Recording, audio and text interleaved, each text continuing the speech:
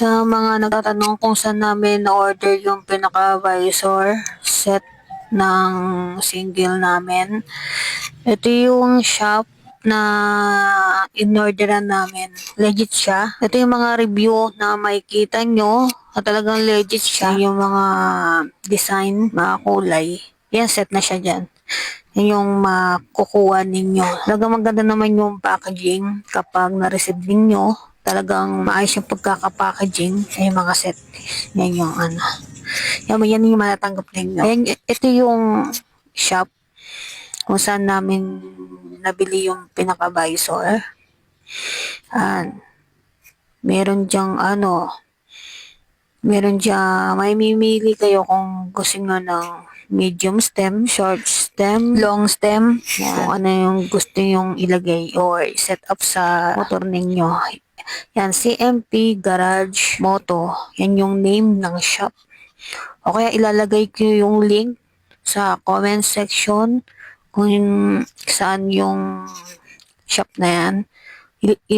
I-click nyo na lang siya para ma-check out na kayo. At saka meron siyang sinasabi dyan sa description na kung paano yung pag-set up ng visor. Mapapanood din nyo sa YouTube channel niya para malaman nyo kung paano yung setup. Chapao Moto, yung YouTube channel niya. Doon nyo mapapanood yung video kung paano nga i-set up yung visor. Pwede naman siya sa Honda Click. Yan, meron din siyang available para sa Honda Click. Yan yung mga kulay, mga design, and Honda Beat, Suzuki. Yan, pwede nyo naman i-visit yung shop nila.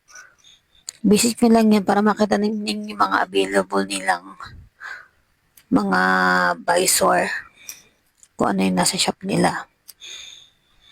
Yan. Legit yan. Legit. Kung gusto nyo yung ganyang visor, ilalagay ko sa comment section yung link para maka-order kayo. And kung mayroon kayong mga katanungan, pwede nyo siyang i-chat. Nakikita nyo doon pag nag-check out kayo, meron doon sa ibaba na chat. Tanungin yung about sa visor na i-ordering para malinawan kayo. Responsive naman yung yung seller niyan. Tsaka yun yung mga reviews Makikita naman yung mga reviews doon. Talagang legit naman siya. Yan yung yung mga, ang in-order namin dyan is glossy block. Makikita naman ninyo mamaya sa video ko na yung in-order namin. Ayan.